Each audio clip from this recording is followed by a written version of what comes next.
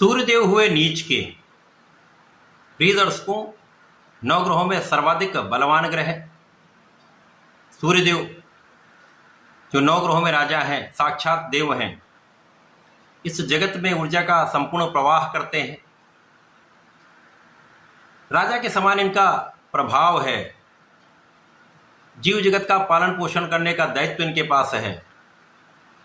शासन प्रशासन के कारक सूर्यदेव हैं। नेतृत्व की क्षमता के कारक सूर्यदेव हैं। शासनिक प्रशासनिक सेवाओं के कारक सूर्यदेव हैं। सरकारी नौकरी सरकारी सेवाओं के कारक सूर्यदेव हैं।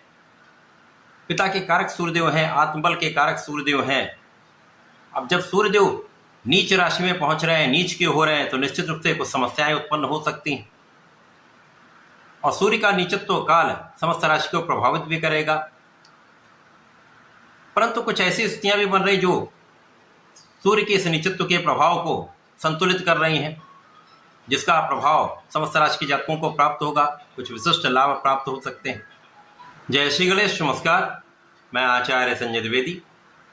मेरे समस्त प्रबुद्ध दर्शकों का मेरे चैनल पर हार्दिक स्वागत है। प्रिय दर्शकों, आज मैं सूर्यदेव के राशि परिवर्तन प्रभाव तथा उनके नीच राशि में प्रवेश से होने वाले प्रभाव का, परिणामों का, किस प्रकार का प्रभाव प्राप्त होने वाला है, सूर्यदेव वृषभ राशि के लिए किस प्रकार का फल देने वाले हैं, यहाँ पर जो स्थितियाँ बन रही उससे आपको कितना लाभ मिल सकता है अथवा कहीं पर समस्या आ सकती है। यदि कहीं पर समस्या है तो उसका क्या निवारण है, संपूर्ण विश्लेषण मैं पूर्ण तरीके के साथ करने जा। प्रिय दर्शकों, इस राशिफल को आप अपने लग्न तथा राशि दोनों के अनुसार देख सकते हैं। 17 अक्टूबर को सूर्यदेव अपनी राशि का परिवर्तन कर रहे हैं तथा वर्तमान कन्या राशि को छोड़कर तुला राशि में इनका प्रवेश होगा। क्योंकि तुला राशि सूर्यदेव की नीच राशि आता है, इनका जो परिवर्तन हो रहा है वो अपनी नीच राशि में होगा। वृषभ राशि के लिए सूर्यदेव का ये परिवर्तन षष्ठम भाव में हो रहा है। चतुर्थ के स्वामी सूर्यदेव हैं। चतुर्थ भाव जो कि सुखों का भाव है, ऐश्वर्य, वैभव, भूमि, भवन, वाहन, जनता तथा माता का भाव है। इस भाव के स्वामी होकर षष्ठम भाव में जाएंगे। यहाँ पर ये नीच राशि में प्रवेश करेंगे। और ये त्रिक भाव है, रोग ऋण शत्रु का भाव है, परंतु सूर्य को कोई त्रिक दोष नहीं लगता है।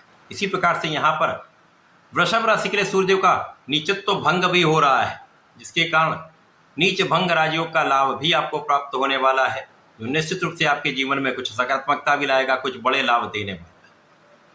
वृषभ राशि के जातकों के लिए सर्वाधिक महत्वपूर्ण यह है, यहाँ पर आपके रोगों से आप बचेंगे, आपके अवरोधों से आप बचेंगे, संकटों से आप बचेंगे तथा नौकरी की प्राप्ति का पूर्ण योग बन रहा है। वृषभ राशि के जातकों के लिए सरकारी नौकरी का प्रयास सफल हो सकता है। सरकारी नौकरी के प्रयास में सरकारी तंत्र से आपको लाभ की स्थिति बन रही है। इसी प्रकार से जो जातक लोन का प्रयास कर रहे थे, अपने व्यापार में जाना चाह रहे थे, व्यापार को बढ़ाना चाह रहे थे, व्यापार वृद्धि के लिए या व्यापार आरंभ करने के लिए ऋण की प्राप्ति आसानी से हो सकती है। यदि सरकारी तंत्र से प्रयास करें तो शीघ्र आपका ये काम सफल हो सकता है। ये समय ऐसा है जब आपकी स्थिति अत्यंत बलवान रहने वाली है तथा शत्रुओं का विनाश निश्चित है। सूर्य के इस परिवर्तन का प्रभाव आपके शत्रुओं का पराभव कर देगा। कानूनी समस्याओं में आपकी विजय 100% निश्चित है। इस समय में आपको यात्राओं से लाभ भी मिलेगा। यात्रा अत्यंत श्रेष्ठ रहने वाली है। इसी प्रकार से जो जातक विदेश से संबंधित होकर कार्य करते हैं, व्यापार करते हैं, या विदेश से संबंधित होकर किसी नौकरी में या विदेशी नौकरी में हैं, तो यहाँ पर एक अच्छा लाभ दिख रहा है। जो लोग सरकार की ओर से सरकारी तंत्र में हैं, सरकार में हैं, उनको भी अच्छा लाभ मिल रहा है। विशेष रूप से विदेशी सेवाओं से संबंधित लोग हैं, उनको पद वृद्धि का, लाभ वृद्धि का संपूर्ण योग बन चुका है। सूर्य का ये परिवर्तन आपके लिए सुखों में वृद्धि कराने वाला होगा। सुख संसाधन आपके बढ़ेंगे। भूमि, भवन, वाहन का लाभ आपको प्राप्त होगा। हो सकता है यहाँ पर सुखों के होते हुए भी आप उनका उपभोग उतनी मात्रा में ना कर पाएं। आपके काम की अधिकता से, भ्रमण के कारण या यात्राओं के कारण हो सकता है इस समय में आप काम की अधिकता के कारण अपने सुख साधनों का उतना उपभोग ना कर पाएं, परंतु सुख वृद्धि तो निश्चित है। माता पिता का सुख बढ़ेगा, माता पिता का आशीर्वाद मिलेगा। यहाँ पर जो जातक सरकारी नौकरी में है उनके लिए भी अच्छी स्थिति बन रही है, जब सरकार का सहयोग मिलने वाला, सरकारी तंत्र से आपको लाभ भी प्राप्त होगा। इसी प्रकार से जो जातक राजनीति से संबंध रखते हैं तो राजनीति में उनको लोगों का संपूर्ण सहयोग मिलने वाला है। जनता का सहयोग जब प्राप्त होता तो आपका कार्य क्षेत्र विस्तृत होने लगता है, आपके अधिकार क्षेत्र में वृद्धि हो जाती है, पद वृद्धि हो जाती है। तो ये तो आपके लिए अत्यंत प्रभावी समय है। इसी प्रकार से इस समय में आपके लिए जीवन साथी का सहयोग पहले से अधिक अच्छा हो जाएगा। यदि आप व्यापार में जाना चाहते हैं, नया व्यापार आरंभ करना चाहते हैं तो अच्छा समय है। पार्टनरशिप में भी अच्छा लाभ प्राप्त होता दिख रहा है, परंतु यहाँ पर अंधविश्वास किसी पर ना करें, क्योंकि अंधविश्वास से कहीं ना कहीं समस्याओं का भी योग दिख रहा है, धोखे की संभावना भी दिख रही है। तो जो करें विचार करके करें, समझदारी से करें।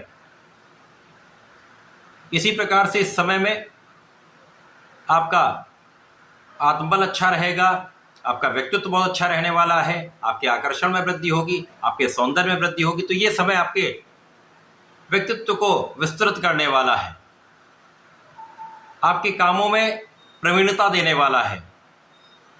इस समय में आपका जो ज्ञान का स्तर है वो पहले से कहीं अच्छा रहने वाला है।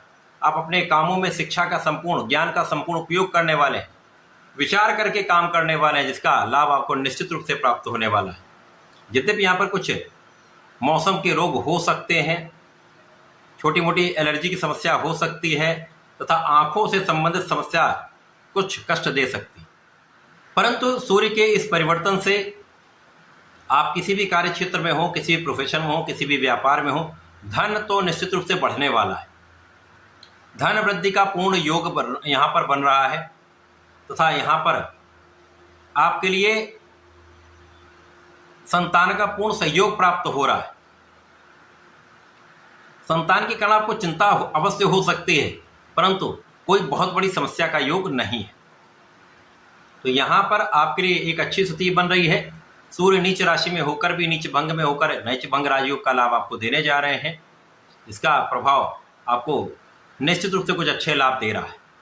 इस पूरे समय में आपको नियमित रूप से भगवान शंकर मोचन की शरण में रहकर हनुमानाष्टक का नित्य पाठ करना चाहिए, तथा प्रत्येक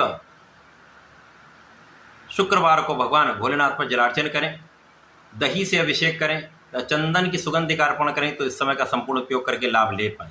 ऐसा करके इसका उपयोग करें। धन्यवाद, नमस्कार।